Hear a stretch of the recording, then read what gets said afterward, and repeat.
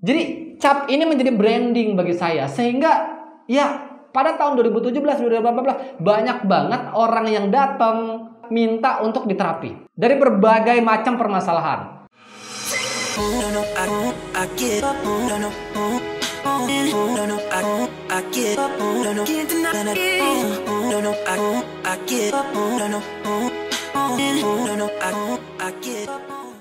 Banyak banget yang bertanya ke media sosial kita, YouTube, Instagram, WhatsApp, yang masuk ke kontak kita dan teman-teman di kantor, tim kita di kantor, lalu tanyakan ini ke saya. Bang, ini banyak banget yang bertanya. Pertanyaan anak-anak ini, pertanyaan adik-adik ini, ya beginilah kira-kira. Orang sukses itu seperti apa sih menurut versi kakak? Kemudian ada juga yang tanya, Kak, pikiran-pikiran orang-orang besar, pikiran-pikiran orang-orang sukses itu seperti apa sih?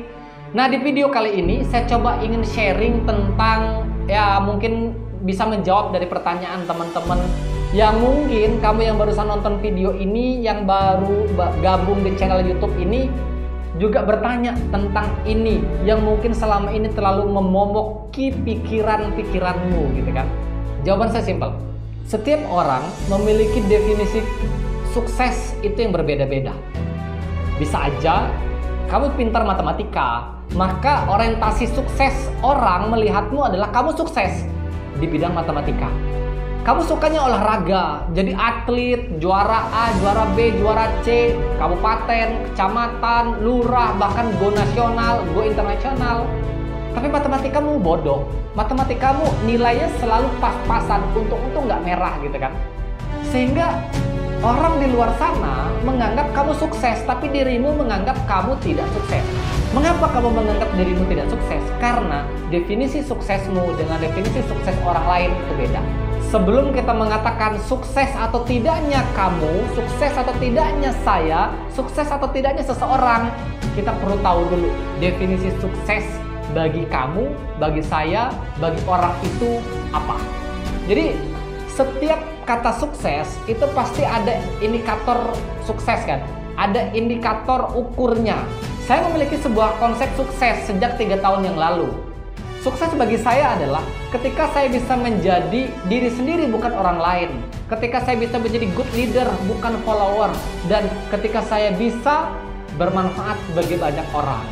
Di dalam konteks ini membantu banyak orang dan lain sebagainya. Itu konsep sukses yang selama ini saya coba jalani, yang coba saya rutinitaskan gitu kan. Itu konsep sukses. Dan saya yakin kamu pasti punya konsep sukses. Dan di dalam kehidupan kita punya definisi sukses seharusnya. Kita wajib memiliki banyak konsep sukses. Yang pertama, sukses di karir, itu ada definisinya. Sukses di finansial, itu ada definisinya. Sukses di misalkan di perjalanan kehidupan. Nah, jadi kalau menjawab tentang sukses, saya mengajak teman-teman semua buat dulu definisinya, buat dulu pola ukurnya, sehingga kita bisa mengukur kamu bisa dikatakan sukses atau tidak.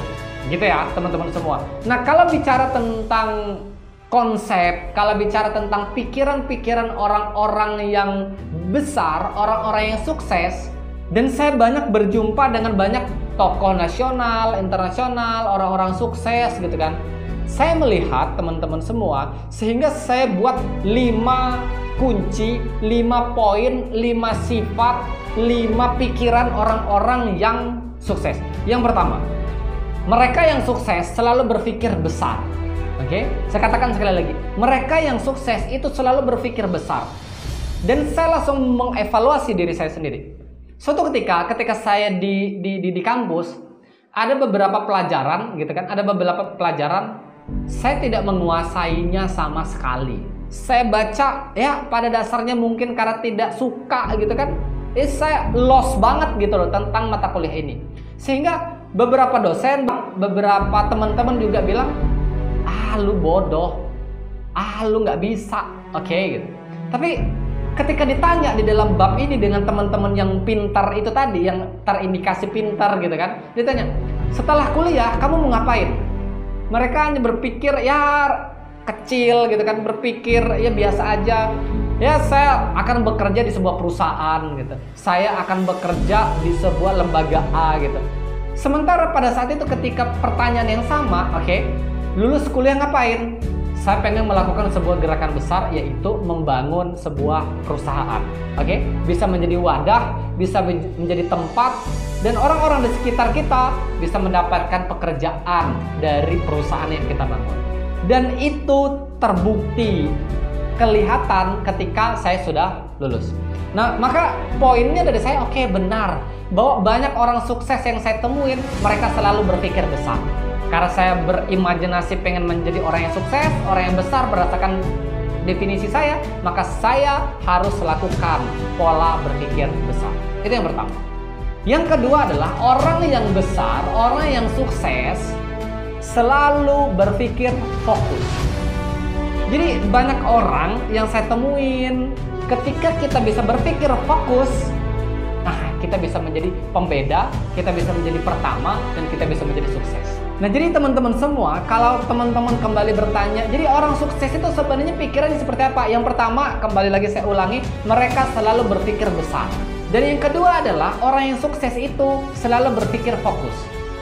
Sebagai contoh, ketika si A membangun sebuah bisnis, kalau dia tidak fokus, maka dia nggak bakal bisa jadi sukses.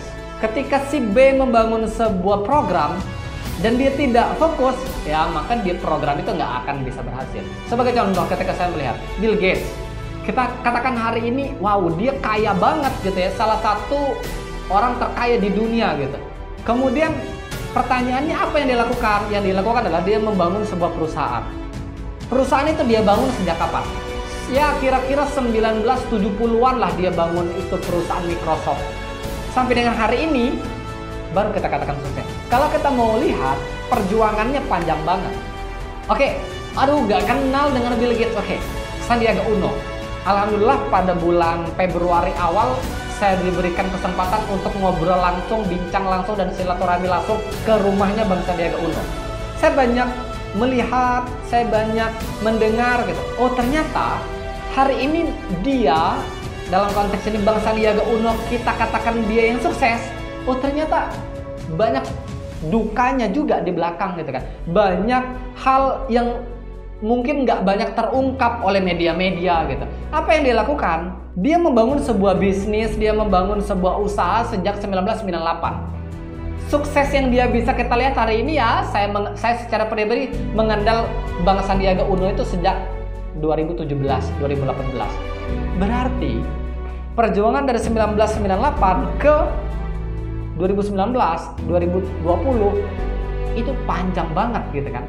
Nah itu kunci orang-orang, pikiran-pikiran orang-orang sukses. Yang kedua adalah berpikir fokus. Yang ketiga, orang yang sukses, orang yang berpikir fokus, orang yang berpikir besar, dan orang yang benar-benar sukses itu berpikir untuk membantu banyak orang. Jadi saya dulu sempat berpikir, melihat si A, oke, dia selalu memikirkan dirinya sendiri dan dia miskin. Saya melihat si B, oke, dia selalu berpikir untuk menambah kekayaannya sendiri gitu kan. Saya lihat, oke, dia biasa aja orangnya. Tetapi saya melihat penampilannya biasa aja, oke, kemudian gayanya pun biasa aja. Tetapi dia berpikir besar, berpikir fokus, dan selalu berorientasi bagaimana caranya bisa memberikan banyak manfaat ke orang lain. So, hari ini dia menjadi orang yang sukses. Nah, berarti poin ketiga adalah ketika kita mau capture kata-katanya, orang yang sukses pada poin ketiga ini adalah orang yang selalu berpikir untuk memberikan banyak manfaat ke orang lain. Yang keempat adalah orang yang sukses itu mereka yang selalu berpikir untuk beradaptasi. Sebagai contoh, kalau saya sebut Deddy Corbuzier, mungkin kita kenal gitu kan. Dulu kita mengenal dia seorang pesulap, seorang mentality lah kira-kira gitu kan. Di situ dia beradaptasi. Oh ternyata dia jadi host. Karena keadaan dan ada tempat yang bisa, ada platform yang bisa membuat dia survive juga, menjadi dia bangkit juga. Oh dia beradaptasi lagi ke dunia YouTuber. Yang bisa kita lihat, saya banyak menonton kontennya. Oh saya mengatakan dia selalu berhasil Oke, dia selalu berhasil di setiap bidang yang dia geluti.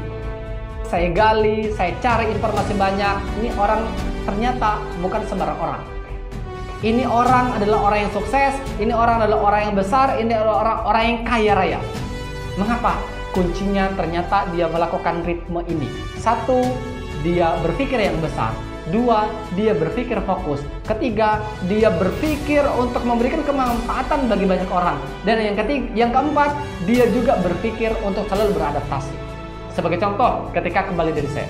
Di saat di kampus, saya fokus dengan mengembangkan diri. Di dalam konteks pada saat itu saya mengumpulkan banyak uang untuk mengikuti pelatihan-pelatihan di bidang entrepreneur, di bidang skill, dan memperdalam knowledge tentang entrepreneur. Dan saya mengikuti sebuah workshop yang namanya hipnoterapi. Ketika saya sudah mengikuti workshop hipnoterapi, apapun bentuk training yang saya lakukan, itu pasti ada namanya hipnoterapi. Sehingga beberapa teman-teman media, beberapa teman-teman di kampus, beberapa teman-teman di lingkungan saya mencap bahwa Saiful pada tahun 2018 adalah seorang spesialis hipnoterapi.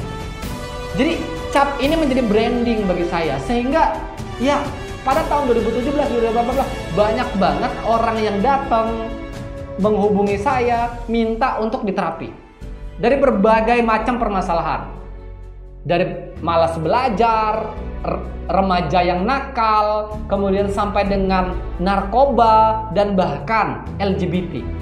Jadi kasus-kasus seperti itu ketika diterapi, alhamdulillah saya sudah memberikan puluhan bahkan ratusan testimoni. Saya eksekusi dari beberapa treatment, alhamdulillah itu selesai. Yang tadinya suka sesama cowok, ya alhamdulillah hari ini udah nikah. Yang tadinya candu dengan narkoba, ya alhamdulillah hari ini selesai dan hidupnya udah tambah sehat, udah tambah sukses dan tambah bahagia dia. Nah, berarti tingkat fokus. Tetapi saya sadar saya harus berpikir terus di dalam beradaptasi. Maka, oke, sekarang hipnoterapi terus saya kembangkan, tetapi saya mengembangkan dari sisi bisnis-bisnis yang lain. Untuk saya terus grow up, untuk saya terus bertahan. Apa bisnis? Saya meng-capture di kehidupan ini ada beberapa segmen yang nggak mungkin pernah habis. Yang pertama pendidikan, yang kedua pakaian, yang ketiga makanan. Maka saya mengambil segmen bisnis ketiga poin ini. Saya bergerak di bidang makanan, saya bergerak di bidang pendidikan, dan saya bergerak di bidang pakaian. Jadi teman-teman semua, kita selalu harus berpikir tentang beradaptasi, karena semua itu dibutuhkan oleh banyak orang. Nah, itu teman-teman semua poin yang keempat. Dan poin yang kelima adalah berpikir memanfaatkan waktu.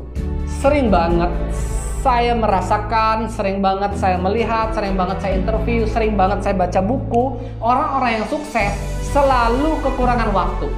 Tetapi bukan berarti dia tidak punya waktu. Dia merasa sering banget kekurangan waktu, tetapi bukan berarti dia tidak punya waktu. Kenapa? Karena dia ada unsur di balik memanfaatkan waktu, dia selalu disiplin orangnya. Oke? Dia tidak pernah membuang waktu dengan hal-hal yang tidak membuat dirinya produktif. Dia tidak menggunakan waktunya dengan hal-hal yang tidak mengembangkan skillnya, yang tidak menambah knowledge-nya. Itu orang-orang sukses. Maka teman-teman semua, saya kembali evaluasi dan mengeksekusi diri saya. Jadi sebelum saya bicara seperti ini ke teman-teman semua, saya sudah benar-benar mengevaluasi. Ini pola-pola udah saya lakukan belum? Dan ketika Anda bertanya apakah you udah sukses, apakah saya sudah sukses, kamu yang menilai. Oke, kamu yang menilai. Meskipun saya punya penilaian sendiri. Di beberapa segmen saya pun ya belum ada apa-apanya. Tapi di beberapa orang menilai saya, ya saya udah sukses, sudah. Ya itu terserah Anda, itu penilaian Anda. Tapi saya memiliki penilaian tersendiri, saya memiliki tolak ukur sendiri, saya memiliki indikator sendiri, sukses bagi saya itu seperti apa. Nah, maka yang pertama sebelum saya menjelaskan pikiran orang yang sukses seperti apa, saya juga jelaskan. Buat dulu definisi konkretnya sukses bagi kamu itu seperti apa. Supaya kamu benar-benar bisa paham tentang sukses seperti apa, dan kamu transformasikan kepikiran kamu dan ke diri kamu sehingga kelima hal ini bisa kamu lakukan. Maka jika kamu pengen menjadi sukses, buat dulu indikator keberhasilan, indikator sukses bagi kamu, dan silakan kamu ubah pikiran kamu dan lakukan kelima hal ini. Yang pertama adalah berpikir besar. Yang kedua, berpikir fokus. Yang ketiga, berpikir memberikan banyak manfaat bagi orang lain. Yang keempat, berpikir untuk selalu beradaptasi. Yang kelima, berpikir memanfaatkan waktu. Jika kamu melakukan itu dengan baik, jika kamu melakukan itu dengan maksimal, jika kamu melakukan itu dengan saya yakin, saya, kamu, kita, dan mereka yang menonton video ini dengan istiqomah, saya yakin 3, 5, 10, 15 tahun ke depan kamu akan menjadi orang yang sukses. Dan sukses itu bagi sebagian orang yang memiliki definisi yang besar tak akan pernah didapat dengan cara yang instan. Proses itu membutuhkan perjuangan yang panjang. Kita melihat orang-orang yang besar. Tolong komen di bawah, tunjukkan kepada saya 100 orang sukses, 100 orang terkaya di dunia. Tunjukkan ke saya di komen ini, di mana mereka yang sukses dengan cara yang instan. Saya kira nggak ada. Sudah ratusan buku saya pelajarin, ratusan video saya tonton, kemudian ribuan video motivasi juga saya tonton dan saya bedah. Saya tidak pernah mendengar orang itu sukses dengan cara yang instan. Oleh karenanya teman-teman semua, jika kamu pengen sukses, maka lakukan setidaknya pola-pola untuk orang sukses itu juga. Jadi kita tinggal duplikasi aja. Ini materinya udah saya sampaikan kepada kamu, udah saya sampaikan kepada kamu yang hari ini, yang saat ini sedang menonton video ini. Berarti pikiran orang sukses seperti ini. Kalau kamu pengen jadi orang sukses, maka copy paste ini ke dirimu. Maka kita akan bertemu dengan keadaan yang jauh lebih sukses daripada sebelumnya. Terima kasih. Kita berjumpa di lain kesempatan. Mudah-mudahan ini bermanfaat. Goodbye.